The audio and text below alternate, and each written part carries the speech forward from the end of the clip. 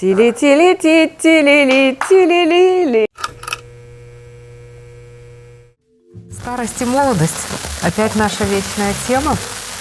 И она была очень сильно поднята в этой поездке. И комментарии, которые мне присылали на Ютубе, тоже люди писали, что действительно в Европе очень много стариков путешествует на круизных лайнерах. И для нас тоже это явилось шоком, когда мы пришли и окунулись 90% буквально перед день прихода пассажиров мы увидели стариками, причем стариками в таком возрасте за 70, 80 и больше. То есть нормально там были и коляски, и инвалидные, и вот эти толкалки, да, перед собой, чтобы идти и опираться на что-то. И было очень интересно наблюдать поведенческие реакции людей, которые в возрасте, которые позволяют себе жить на круизном лайнере. На самом деле мне очень понравилось то, что старики путешествуют. Они не на огородах, они не заставляют детей там садить им картошку. Они там, реальность такова, что они не дачные пенсионеры, которые доживают свою жизнь, а они кайфуют от жизни. Они используют свой накопленный ресурс на жизнь. На свою жизнь, собственно. Помнишь бабка, которая одела задом наперед платье? Да. Она так торопилась на вечерние танцы в ресторан. Что нашла такая, она прямо звездой себя чувствовала, звездой, сыночка такая бабулечка. А при этом даже не заметила, что у нее платье спина вперед, а перед назад. Но при этом они все были при марафете, они все были... я даже ловила... Я-то сама приехала в сланцах и даже не планировала, что я там туфли должна носить. Потом пришлось себе обувь купить, потому что бабульки на каблуках приходят, блин. И ты смотришь на это и понимаешь. Да, у них это второе дыхание или 10-е. Я училась на всем. И при этом я понимала, что они позволяют себе так жить и так стареть. Они не могут предотвратить старение, значит, они позволяют себе такую жизнь, другую жизнь. Использовать старость как свободу для передвижения. Что я сказала, круто. Свободу для передвижения. И при этом даже в колясках они двигаются. Они двигаются. С толкалками они путешествуют. И ты знаешь, еще один момент, который мне понравился у европейских стариков. Кстати, русскоговорящих стариков не было ни одного вообще. Вообще русскоговорящих на определенном этапе было очень мало, а потом дополнилось молодыми. Мне еще понравился один момент, когда дедушки ухаживали за бабушками. Очень приятно было смотреть, как они за плечико обнимут, идут всегда, либо за ручку. За ручку очень много ходят дедушек с бабушками. Это было, и смотрят глазками такими, прямо вот чувствуется тепло. Это так было приятно, очень наблюдать. Вот это такая какая-то теплая нежность, какая-то такая бережливость. Вот это было, да, это очень было приятно. Кстати, очень редко, когда вот такая бережливость есть в семьях, проживших много лет вот в нашем воспитании. Да, потому что эта бережливость, это как о ценности, знаешь, вот о дорогом чем-то. Угу. И вот не было злости, не было агрессии. Я не чувствовала агрессии именно в паре старичков вот таких. А чувствовалась вот эта вот ценность друг друга. И ценность того, что они могут вместе путешествовать, вместе. Вот прям у них так чувствовалось ключевое вместе. И вот это вместе на самом деле это ключевое осталось. То есть, потому что как бы ни было парадоксально, но в этом и заключен страх. Страх потери, страх потери пары и остаться одному. И поэтому вот эта ценность такая. Ну, ты знаешь, я когда смотрела на лица людей и вот на пары, там было два типа пар стариков. Да, и те, и другие держались за ручку, уделяли друг другу много внимания, но вот были пары, которые были похожи очень сильно, особенно немцы. Вот смотришь на них и просто вот Ганс и Ганс, да.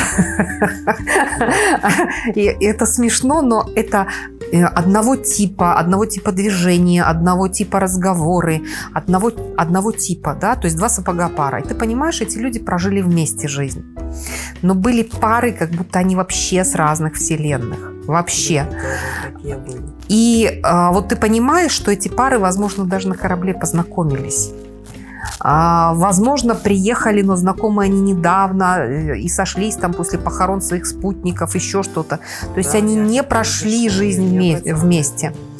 Вплоть до того, что женщины, вот были женщины, которые меня так немножко ставили в ступор, когда там бабушка 80 лет, она покрашена цветными красками, там вот эти, и рядом с ними находились мужики вообще не соответствующие им.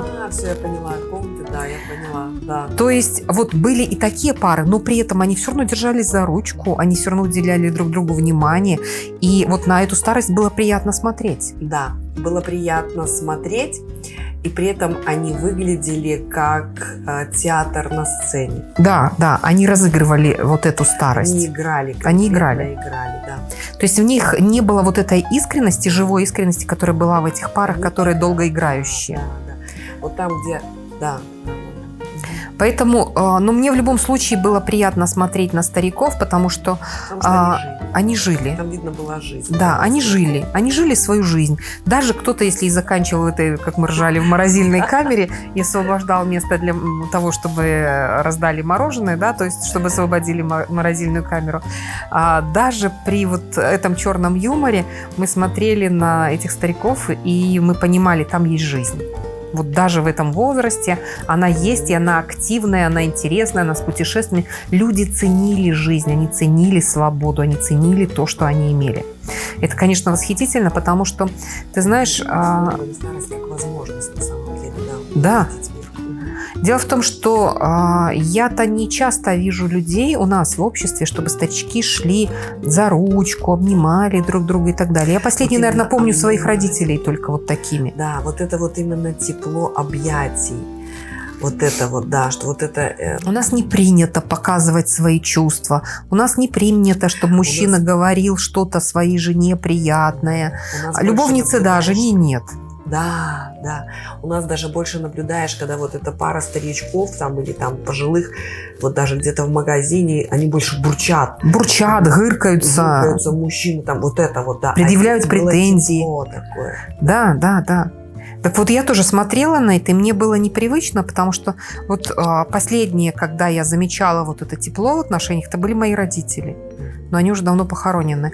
А потом вот я обращаю внимание на пары где-то в магазине, где-то на улице, а вот этого тепла и нету. Может быть, кто-то скажет, да, у моих родителей, но не принято проявлять у нас чувства на людях.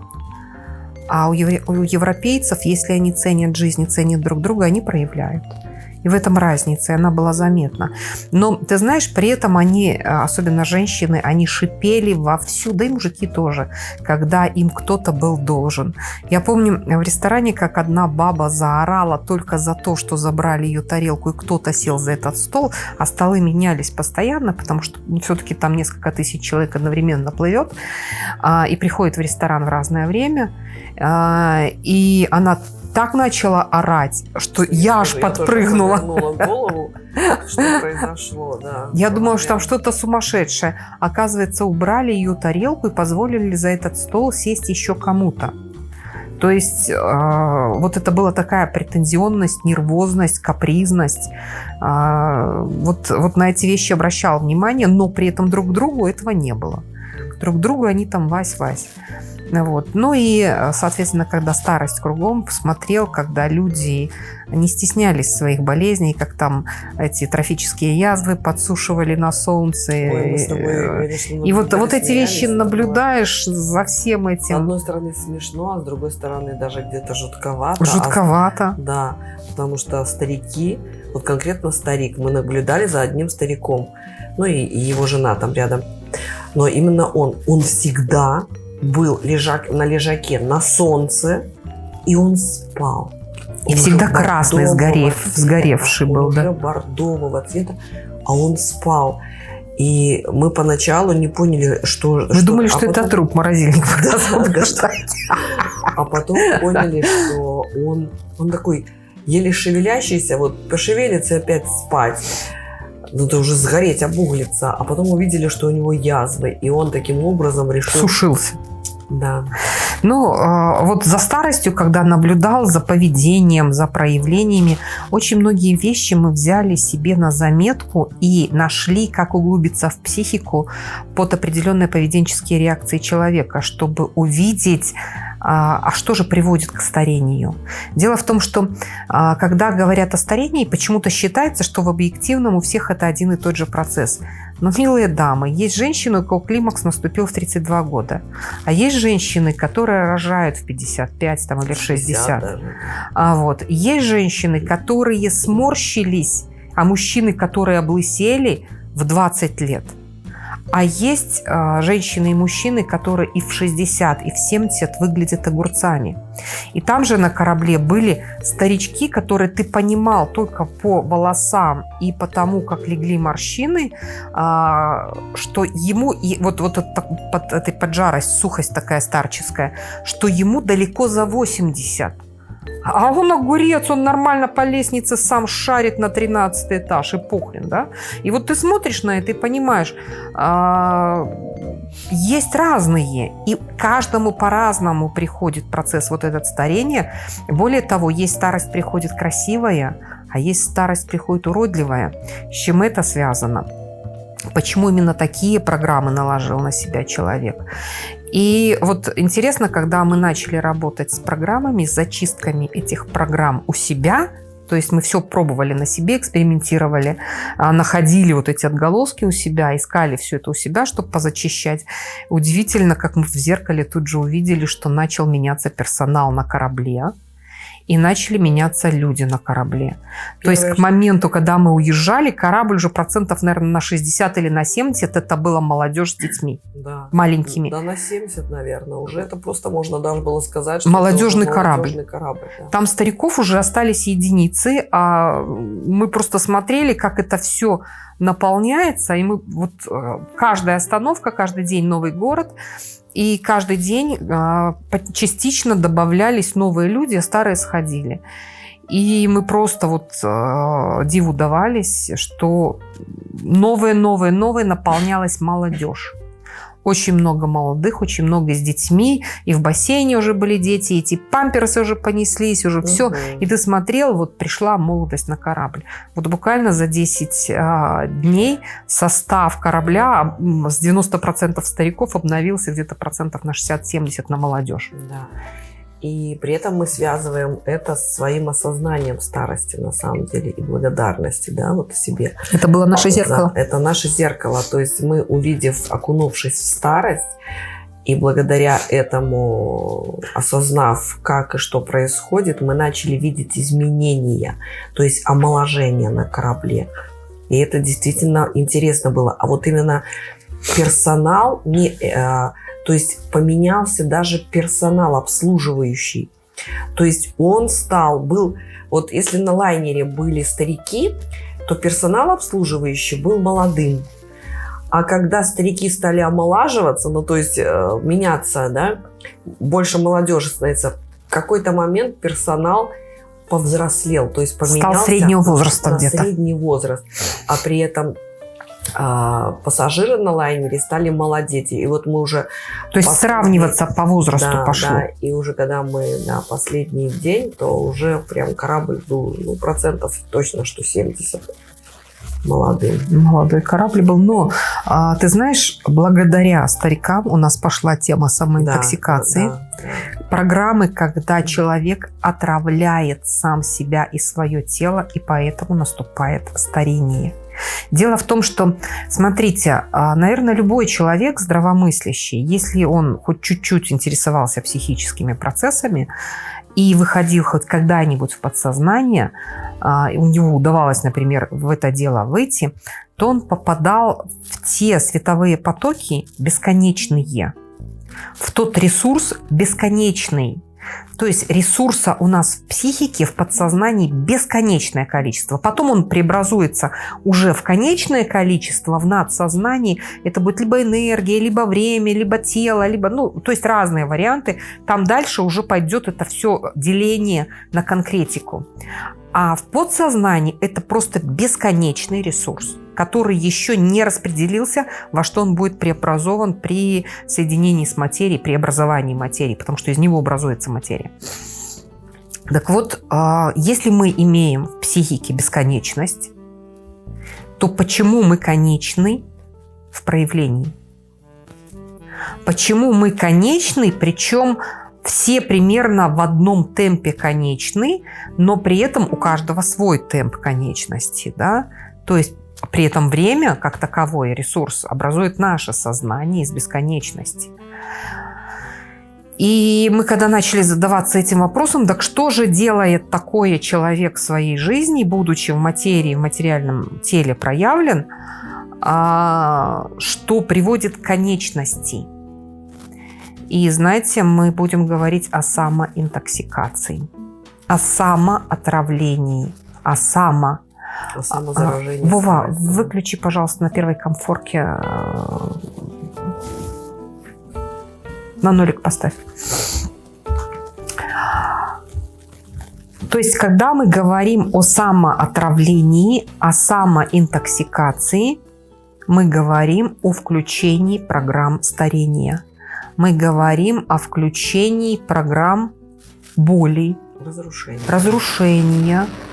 То есть яд, он оказывает разрушительное действие. Так что же такого в человеке, в его проявлениях ядовитого, что он убивает сам себя? И здесь можно пенять на пищу, что она ядовитая. Но, господа, и сыроеды не живут дольше, чем обычные люди.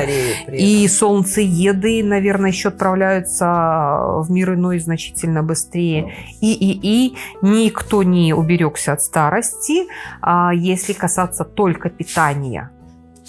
Значит, есть интоксикация более глубокая, нежели питание. И это психическая интоксикация, и это программная интоксикация человека. Это не только эмоции.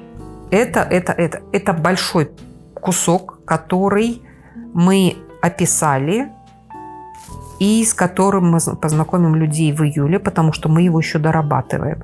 Но мы очень плотно при этом глубоко подошли к программам страха смерти. И вот страх смерти мы уже включили в программу, в обучающую страх, и даже больше акцент сделали на вот этих вот наших наблюдениях и проживаниях, потому что мы углубили программу страх, которую планировали. Не просто так мы ее не смогли провести до отъезда, потому что мы ее очень сильно углубили на корабле. Углубили, потому что мы наблюдали за старостью и смертью, и страх смерти – это ключевой страх. Да, это ведь ключевой, действительно. Страх смерти – это самое более того, для любого человека. Мы нашли, как его зачистить в психике. И этот эксперимент мы проведем сегодня на людях. То есть курс начался вчера. Вчера подготовительный день, осознательный день, потом сегодня отработка одна, потом совместная работа, завтра отработка другая, может, сегодня, если успеем, но вряд ли. И завтра еще одна совместная работа. И это все, чтобы зачистить этот страх, да, и сделать целостным надсознание и подсознание, потому что именно он разделяет на две части зеркала. И если у нас получилось на корабле омоложение, сегодня эксперимент, мы продолжаем углубление на людях, то мы знаем, что и на людях у нас получится. А если мы будем видеть регулярно в зеркало омоложение декораций, коими являются для нас люди и на корабле, и на курсе, то мы в зеркале увидим себя. То есть сперва декорации, а потом сам. А смотрите, как в реальности. Вы на себе покажите, а потом вот как оно будет. Это от ума. Это когда перепутано зеркало и реальность. И в этом на самом деле суть и кайф. Да. И тогда только благодаря интересу происходят великие открытия и чудеса. И тогда понятно, что, работая с людьми, ты все делаешь для себя. Все для себя. Все для себя. И при этом только, если ты находишься в искренности, не во лжи. И в абсолютном Если ты людям интересе. пускаешь пыль в глаза, то ты пускаешь эту пыль сам себе и загрязняешься еще больше. Да, да, да. И вот эти моменты, они были великолепные, прекрасные, офигенные. И я настолько счастлива, что мы были в этой поездке, мы отделены были интернетом, заметь. Да. Мы как изолированы Вообще на была. необитаемом острове со стариками. То есть нельзя сказать, что у нас не было интернета, потому что когда мы выходили в город, Да. сходили с корабля, у нас был интернет, у нас все было нормально. Более того, нам поступали сообщения, когда мы проплывали где-то мимо земли, и там вышки добивали. Но на самом корабле у нас интернета не было. Мы не покупали корабельный интернет. И Покупали специально. специально это сделали, чтобы Мы хотели наслаждаться. в этих тем. условиях Да. прожить вот Прожить, этот да. опыт отделенности информационной. И он сыграл свою роль, которая, когда мы смогли углубиться. Причем углубиться настолько глубоко, что вот даже сами себе диву даемся. И это все будет описано в книге «Инфодайвинг. Создатель». Более того, ребята, мы определили, кому эта книга будет отправляться. Тому, кто продемонстрирует результат в нашем зеркале. И это самый крутой эксперимент, который можно придумать. То есть, когда мы видим в человеке результат, мы понимаем, что он пришел к созданию. По-любому. То есть, это вот на переотражениях все. Он развернулся к себе. 100%. И здесь не обмануть, не солгать, не придумать ничего невозможно. Но ты понимаешь, что человек готов. Да. И это абсолютно искренне и в яблочко. И так книга «Инфодайвинг. Создатель» дописывается уже. Мы думали, что мы практически ее закончили, но еще добивали страх, добивали диапроекторы. И все-таки разложить программы интоксикации себя, да, а это программы. Это еще один шаг, который мы сделаем в июле. Мы еще даже в расписании это не ставили. И в какой-то момент мы расслабимся, успокоимся и дальше перейдем в наблюдение. И появится новая книга. Регенерация. То, что регенерация у нас в теле работает всегда, она всегда работает. Она работает везде, и всюду, и в мозге, и во всех клетках, и в зубах, и везде. Везде. Что бы врачи ни говорили, если они этого не знают, значит, они еще не доросли до этого сознания. Наука не дошла. Дойдет. Ум не позволил. Ум не позволил. В теле абсолютно все может регенерировать. Абсолютно все может регенерировать. Прямо здесь и сейчас. Вопрос времени. А время управляется сознанием. 100%. При выключении объективной реальности. А вот как выключить? Этот путь проделан инфодайвингом и расписано все полностью. Последняя точка на курсе «Страх» ставится сейчас, по времени. Казалось бы. Да. Страх. Страх, как это я управляю временем? Тогда почему я умираю? Блин. Какая-то крутая игрушка под названием «Жизнь». Просто когда ты ее разложил целиком, и теперь смотришь, и во что играть будем, товарищи. И вот во что играть будем, товарищи, это становится ключевой сейчас штукой. Играть мы будем в землю богов.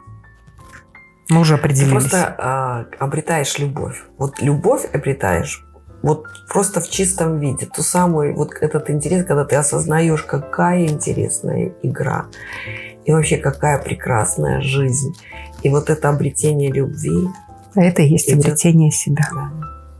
Не вот этой любви. Я всем услужу, я всем помогу, я все... Нет, это не любовь. Это не любовь. Это иллюзия, это пыль. Это пыль. Когда муть осядет, стакан будет чистым. Да. И вот через эту прозрачность можно увидеть солнце. и любовь. А помнишь, мы снимали как раз на корабле «Два солнца»? Да, да. Два солнца. Мы едем на корабле, и как это? Солнце с одной стороны, солнце с другой стороны. А как такое может быть? Ты плывешь на палубе, и с двух сторон у тебя светит солнце. Чудо. Точно так же, как и в психике. Да. Все одинаково, все по подобию. В психике точно такое же солнце. И мы его каждый день видим и считаем его реальным. А какое реальное? То, которое в вас. То, которое есть вы. И никак иначе. Фу, ну к этому надо было прийти. И мне нравится, что мы этот ребус вот почти разгадали, и каждый раз шаг за шагом. Вот знаешь, как будто мы действительно разгадывали ребус каждый раз. И шли по чувствам. И мы все книги написали именно через чувства, через чувствование. Правда, разрыв вышел до того, что с нами очень тяжело общаться. Потому что это не имеет смысла. Потому что ты смотришь на человека, и дальше о чем разговаривать. Слова не нужны, ты уже это знаешь, и тебе неинтересно. Мало того, да, ты знаешь наперед, что тебе человек скажет или что думает. Что думает, что сделает и так что далее. Сделает, да. Вот элементарно человек, например, обращается за помощью, и ты можешь сразу сказать, как он отнесется к тому, что ты ему скажешь, как он проигнорирует, как он будет себя вести, будет работать, не будет меняться или не будет. И когда ты смотришь, ты понимаешь, что вот с этим человеком работать бессмысленно. А человек при этом, они такие-сякие, они вот не берутся или берутся, а я там я все сделаю. Он полностью получает бриллиант и тут же отказывается. И тут же отказывается. И это вот сейчас нормально, потому что этот бриллиант, это он и есть, а взять на себя ответственность за свою жизнь человек не может. Все парадоксально просто. И как помогла нам эта поездка. Да, какое чудо наша жизнь. Зато с каким кайфом мы ехали домой. Я так хотела домой. Я вот уже въезжая в Минск, я смотрела на дома домой. Приехала, первое, что сделала, это прошла, посмотрела свои цветы, как зацвели розы, пионы, как все заросло, трава по колено. Я понимаю, что уже газонокосилка ее не возьмет, уже надо триммером. Газон испорчен, но при этом... Руки соскучились по физическому труду. Ну, при этом не мои ж руки это все делали. Но они делали. Вот уже газон в порядке, уже сегодня выходишь. Я приехала, газон в порядке уже. Ну, у тебя было кому косить, а у нас все это... Я понимаю, что пройдет дня 3, и надо будет уже газонокосилочкой равнять, потому что трава по колено, это, конечно, жестко. Но дожди, говорят, шли. Пока нас не было, холодно было, прикинь. И дожди поливали, говорит, каждый день. А вчера пришло солнце. И сегодня, кстати, и завтра по прогнозу дождь. Но вот нету дождя? Нету. И вчера не было. И завтра не будет. Солнце приехало. А на самом деле счастье вернулось. Вот и все. Мы и есть это счастье.